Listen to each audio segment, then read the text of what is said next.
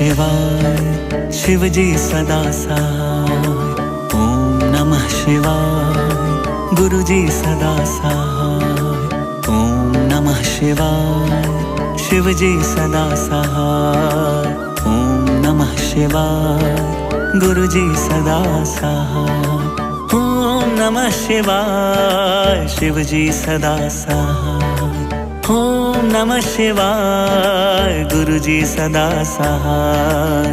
ओम नमः शिवाय शिव जी सदा सहाय। ओम नमः शिवाय गुरु जी सदा सहाय। ओम नमः शिवाय शिव जी सदा सहाय। ओम नमः शिवाय गुरु जी सदा सहाय। ओम नमः शिवाय शिव जी सदा सहाय। ओम नमः शिवाय गुरु जी सदा सहाय। ओम नमः शिवाय शिव जी सदा सहाय। ओम नमः शिवाय गुरु जी सदा सहाय। ओम नमः शिवाय शिव जी सदा सहाय। ओम नमः शिवाय गुरु जी सदा सहाय। ओम नमः शिवाय शिव जी सदा सहाय। ओम नमः शिवाय गुरु जी सदा सहाय। ओम नमः शिवाय शिव जी सदा सहाय। ओम नमः शिवाय गुरु जी सदा सहाय। ओम नमः शिवाय शिव जी सदा सहाय। ओम नमः शिवाय गुरु जी सदा सहाय। ओम नमः शिवाय शिव जी सदा सहाय। ओम नमः शिवाय गुरु जी सदा सहाय। ओम नमः शिवाय शिव जी सदा सहाय। ओम नमः शिवाय गुरु जी सदा सहाय। ओम नमः शिवाय शिव जी सदा सहाय। ओम नमः शिवाय गुरु जी सदा सहाय। ओम नमः शिवाय। जय गुरु जी संगत जी, जय गुरु जी, शुक्राना गुरु जी, लख लख शुक्राना गुरु जी। ये मैं गुरु जी का महाशिवरात्रि का शुक्राना सत्संग गुरु जी के चरणों में रखने जा रही हूँ। जय गुरु जी, शुक्राना गुरु जी। जैसे गुरु जी मेरे से बुलवाएंगे मैं वो ही बोल पाऊंगी। जय गुरु जी, शुक्राना गुरु जी। मुझे नहीं पता है कि मैंने क्या शुक्राना करना है, जो आपने मेहर की है मेरे से वो ही बुलवाना। जय गुरु जी। गुरु जी का मैं मंत्र जाप करूंगी। ओम नमः शिवाय शिव जी सदा सहाय। ओम नमः शिवाय गुरु जी सदा सहाय। ओम नमः शिवाय शिव जी सदा सहाय। ओम नमः शिवाय गुरु जी सदा सहाय। जय गुरु जी, शुक्राना गुरु जी। गुरु जी की प्यारी प्यारी संगत को भी जय गुरु जी, सबको जय गुरु जी, जय गुरु जी। जैसे कि मैं महाशिवरात्रि का सत्संग हमारे यानी गंगानगर में लगातार शिवरात्रि के 3-4 सत्संग आ गए थे।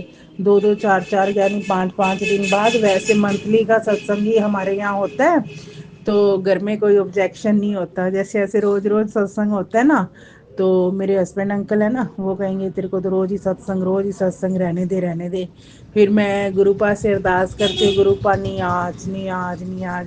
ऐसे करते करते ना मैंने 3-4 सत्संग अटेंड कर लिए। और जिस दिन महाशिवरात्रि का सत्संग था उस दिन मैंने मेरे हस्बैंड को कहा, वहाँ ना जो हमारे हेड आंटी हैं तो वो कहते कि ना कल सेवा है, तो ना कल ना आप 10:30-11 बजे सब लोग आ जाना। तो मेरे मन में हुआ कि गुरुजी सारे सेवा करते हैं, मेरा भी मन है सेवा करने का। घर में कोई काम तो है नहीं है इतना, बच्चे आराम से उठते हैं, उनको वैसे भी नहीं है, वो नहीं ऐसे कहते कुछ भी, गुरुजी की दया मेहरबानी है। तो मेरे हस्बैंड अंकल है ना, वो थोड़ा सा वो चिल्ला चिल्लाई वाली है। वो जैसे कि मर्जी खुद की होती है तो जहाँ मर्जी चले जाते हैं। अगर मैं कह दूँ ना भी मेरे को सत्संग में जाना है या ना, फिर लड़ाई करने लग जाते हैं। तो मैंने गुरुजी को कहा, गुरुजी मैंने तो अब हाँ भर दी भी, मैं कल सेवा पे आऊँगी। तो मैं जैसे कि काम वगैरह कर लिया, तो जाने के लिए मैंने मेरे हस्बैंड को कॉल किया शॉप पे। मैंने कहा मेरे को सेवा पे जाना है, तो कहते कि नहीं जाना, की पड़ी है सेवा। तो मेरे को तो रोना आने लग गया। मैंने कहा मैंने तो अब आंटी को नाम भी लिखवा के आई हूँ सेवा करने का। और ये तो जाने नहीं दे रहे, और शिवरात्रि का सत्संग है, और इससे कौन सी बड़ी बात, ज़्यादा बड़ी बात होएगी कि जिसकी शिवरात्रि पे सेवा मिल रही है। तो मैंने तो कहा, मैंने कहा कुछ घंटा भर सोचती रही। फिर मैंने गुरुजी को कहा, मैंने कहा गुरुजी का मैं जैसे मंत्र जाप करके, मैंने कहा गुरुजी मैं फ़ोन करती हूँ कि मैं तो जा रही हूँ, तो देखी जाएगी, जो भी बुलवाना है ना उनके मुंह से निकलवाना है, आप खुद ही एक बार निकलवा देना, ठीक है, मैं जा रही हूँ।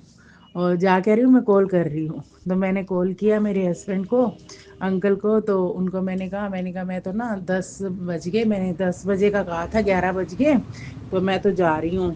कहते कि नहीं फिर शाम को फिर सत्संग है, फिर जल पड़ेगी, ऐसे करके बोलने लगे। तो मैंने कहा नहीं, मैं ना 1 घंटा लगा के आ जाऊँगी, मेरे मुंह से ऐसे निकल गया कि 1 घंटा लगा के आ जाऊँगी, फिर मैं वापस आ जाऊँगी, ठीक है। तो कहते कि ठीक है। मैंने कहा जय गुरु जी, शुक्राना गुरु जी। फिर मैं वहाँ गई, तो कुदरती जैसे कि काफ़ी सारे सेवादार थे, मुझे 1 घंटा या सवा घंटा ही लगा। इतने में यानी भी मेरा भी मान रह गया कि मैंने आंटी को भी नाम लिखवाया है सेवा का, और मेरे भी मन में नहीं रहा कि मैंने गुरु जी की देखो नाम लिखवा के सेवा नहीं की। तो मैं 2 बजे घर पे आ गई, 3-4 बजे फिर दोबारा से सत्संग की वहाँ तैयारी वगैरह थी, और सत्संग शुरू करने का टाइम था 5 बजे का, जब भी सेवा थी। तो मैंने 2:30 बजे मेरे हस्बैंड अंकल को फिर कॉल किया, मैंने कहा मैं सत्संग पे जा रही हूँ।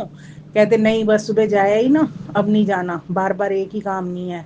तो मेरे को तो रोना आने लग गया। मैंने कहा गुरु जी ये कोई बात हो ना, इस सत्संग के लिए मना करते हैं, मैंने घर पे बैठ के करना क्या है, मुझे ये नहीं समझ आती। तो मैंने काफ़ी लड़ाई वगैरह, मैंने कहा गुरु जी आप कहते हो कि घर से लड़ाई करके नहीं आना चाहिए, है ना। मैंने ऐसे ही सुना हुआ है कई सत्संग में, जो कि पुरानी ओल्ड संगत थी। तो गुरु जी, मैंने कहा या तो मैं कोई काम छोड़ के जा रही हूँ, खाना ना बनाया हो, या बच्चे रो रहे हों, है ना, फिर तो होता है कि हाँ देखो भी बच्चे रो रहे थे या खाना नहीं खाया था और छोड़ के चली गई, और ऐसे, है ना। मैंने कहा देखो मैंने सारा काम कर दिया, मंदिर भी जाए, वहाँ भी पूजा पाजा कर ली, घर पे भी कर ली, सारा कुछ कर लिया, अब कोई घर पे काम तो है नहीं, मैं तो फ्री हूँ वैसे भी। और ये शॉप भी, मेरे हस्बैंड अंकल शॉप पे हैं, फिर भी ऐसे मना कर रहे हैं। तो फिर मैंने ना फ़ोन दोबारा से मिलाया, मैंने कहा मैं जा रही हूँ। तो कहते कि नहीं जाना। मैंने कहा नहीं आज तो आप रोक के दिखा दो, मुझे भी पता नहीं है, इतना गुस्सा आया। मैंने कहा ये कोई बात हो ना होती, अपने कहीं जाना होता है तो कहीं मर्जी चले जाते हैं, और मैंने कह दिया सत्संग के लिए तो नहीं जाना। मैंने कहा गुरु जी आप कहते हो ना कि नहीं करना चाहिए, आज मैं भी अपनी अड़ी पे अड़ी हुई हूँ, आज कुछ मर्जी हो जाए, आज मैंने जाना है तो जाना ही है। तो अब आप जानो, हाँ अगर आपकी रजा है कि मैं नहीं जाऊं, तो आप वैसे अलग से कोई ऐसा बना दोगे, कोई घर पे गेस्ट आ जाए, या वो अलग बात है। अगर मेरे हस्बैंड अंकल के कहने पे मैं रुकूंगी ना, तो मैं आज रुकने वाली नहीं हूँ, ये भी देख ले कि क्या होता है आज फिर। तो जहाँ अच्छी जगह हो जाने में तो हर बार मना करते हैं, सत्संग पे नहीं जाना, है ना, ये नहीं जाना, आपने खुद कहीं भी पार्टी वगैरह हो तो तैयार हो जाना, अपने चलेंगे, ठीक है चलेंगे, हर बार हम, मैं तो कभी भी नहीं मना करती। तो मैंने कहा गुरु जी ठीक है, आज अगर देखते हैं आज इनकी चलती है या मेरी चलती है। तो इतने में मैं तैयार हुई, तो एक गुरु जी का नया सत्संग छोटा सा बीच में से और निकल गया। तो इतने में ना जैसे कि मैं तैयार होने लगी, तो मैंने ना जैसे कि हमारे शिवरात्रि की बारात निकालनी थी, तब भी गुरु जी का स्वागत वेलकम पे जैसे, तो मैंने जैसे पंजाबी सूट पहन रखा था। तो उसमें ना जैसे कि मैं चोटी बनाने की सोच रही थी, पर मेरे को वैसी बनानी नहीं आती है, ठीक है। मैंने ना 1-2 पार्लर्स में फ़ोन किया, तो वो कहते कि नहीं आज हमारे पास टाइम नहीं है, हम यहाँ पे नहीं है। तो मैंने कहा गुरु जी मेरा तो मन था कि मैंने पंजाबी सूट पहना है, तो मैं वैसे, आप संगत जी अब ध्यान से सुनना कि हमारे घर मेन रोड पे है, तो वहाँ पे ना जैसे शिवरात्रि का आना जाना, जैसे कि बच्चों का, बड़ों का, छोटों का, सबका लगा ही रहता है। तो कम से कम मिनिमम आप मानोगे, करीब 9 साल की लड़की होएगी वो, इससे ज़्यादा नहीं एज हो सकती, 8 या 9 साल की। तो वो ना, एक उसकी मदर थी, लड्डू गोपाल को लेके बैठे थे, आज तक कभी नहीं वहाँ बैठता कोई भी, और वो बैठे दोनों, बड़े सारे लड्डू गोपाल, छोटे भी नहीं।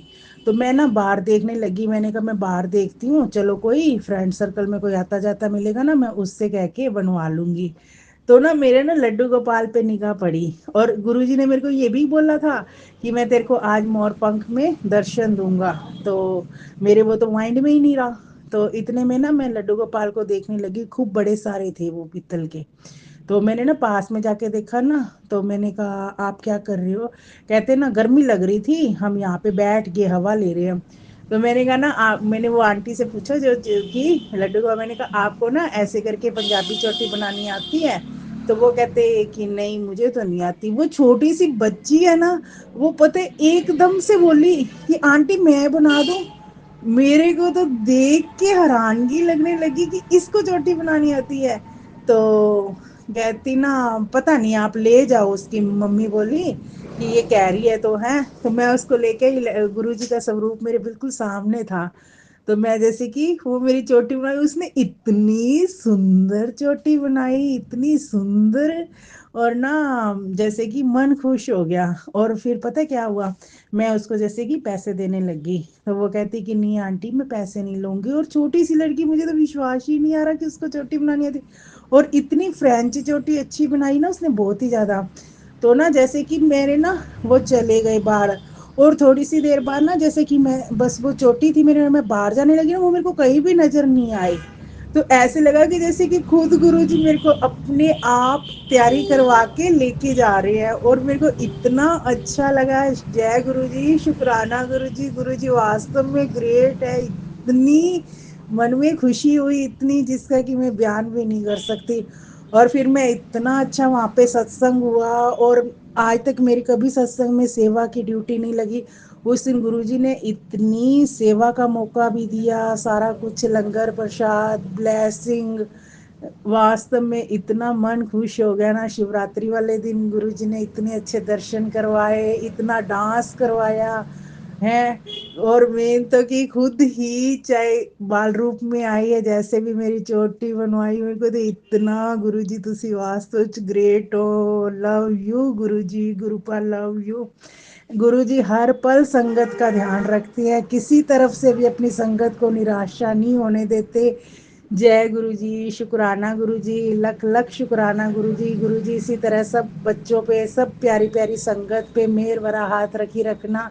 जय गुरु जी, शुक्राना गुरु जी। मैं अपने सत्संग को यहीं पे विराम देती हूँ। जय गुरु जी, शुक्राना गुरु जी, लख लख शुक्राना गुरु जी। ओम नमः शिवाय, शिव जी सदा सहाय। ओम नमः शिवाय, गुरु जी सदा सहाय। जय गुरुपाल, लव यू गुरुपा।